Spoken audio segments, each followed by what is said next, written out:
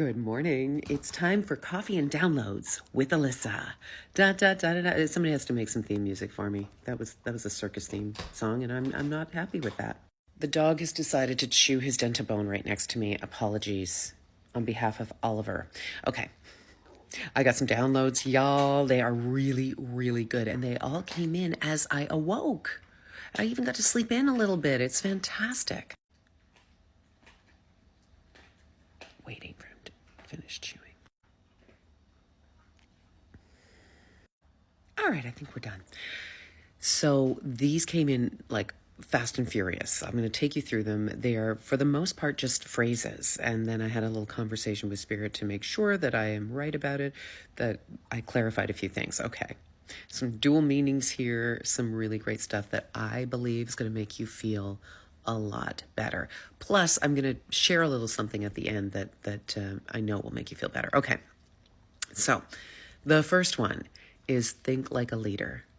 I heard that, Rouse. Think like a leader. I love that. I've been in the leadership communication space in the corporate world for like 15 years. So that is my wheelhouse. I know leadership.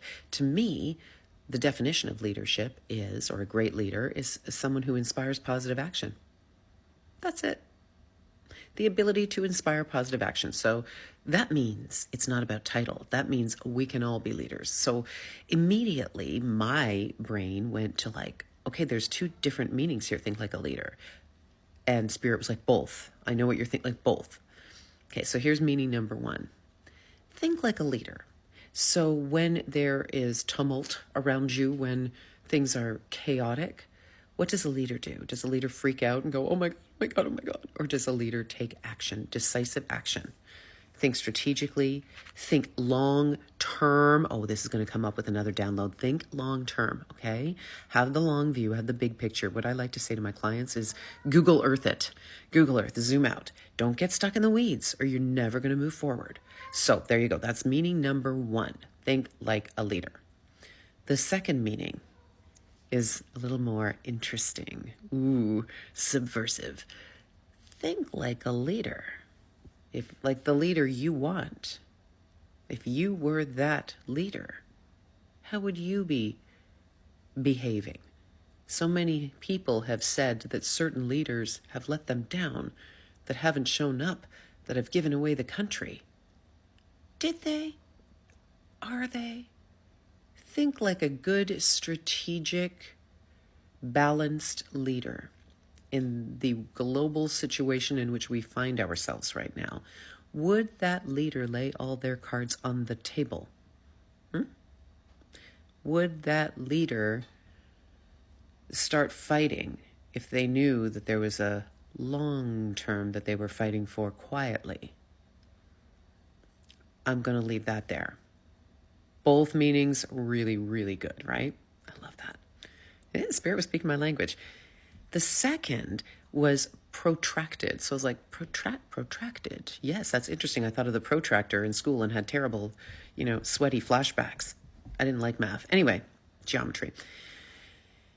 Protracted, and I got two different. It was like protracted path, I thought I heard, and then process. And then I got both. It's a protracted path, a protracted process. And for those of you who are not word nerds like me, that of course means drawn out. It is drawn out.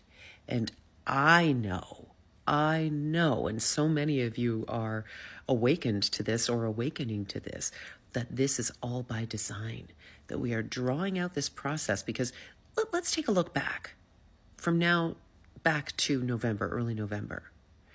It had to be protracted for certain people to understand certain things, for us to be understanding lessons, healing, for more people to get on board, for the FAFO, okay? You know what I'm saying? Protracted path doesn't mean a dead-end path. It's quite the opposite, actually. And the longer this is drawn out, the better the result. That is me speaking. Is that Spirit speaking? Both. Spirit confirms. Okay? Keep that in mind. Protracted path, protracted process. Then grace. Grace just popped into my head. Grace. So whatever that means to you, I'm just going to let that be whatever it means to whoever's watching. Is that we go forward with grace? Is that we extend grace to others who we previously have thought, oh, they don't deserve my grace. Maybe in this new world we are moving towards, we extend grace to everyone, especially the mean ones. Okay, sermon over. The next one is really interesting. Cognitive dissonance came into my head. Cognitive dissonance. Well, for me, I don't know about you, but for me, cognitive dissonance might be, I am going to get so healthy this year. I am very excited about being healthy. And then I eat a bag of Oreos. That's cognitive dissonance. Now, I was like, okay, what does this refer to? This refers to our perception or what is going on a global scale. Let me describe it to you, because it's not the traditional use of cognitive dissonance, I don't think. And I checked in with Spirit on this. This is true.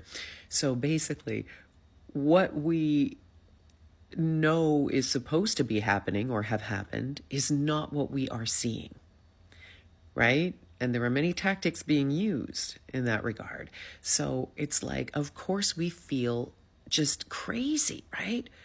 We feel desperate. We don't know what is going on because the thing that we knew was supposed to happen did not happen. There is some cognitive dissonance, right? So keep that in mind. That doesn't mean it's going to be forever. It's like, it actually says that what is meant to be will come true. Right now, there's a bit of cognitive dissonance, and that contrast is meant to spur people to positive action. Murray is the paid actor here. Oh my goodness. Okay. And finally, mercy. Mercy came into my mind. What comes into yours when I say that? Mercy. And then it reminded me of the Polar Express, mercy for those who believe. Mercy for those who believe. What does that mean to you? There will be mercy shown. We simply need to believe, and we need to really do our shadow work. We need to do and I can help you with that.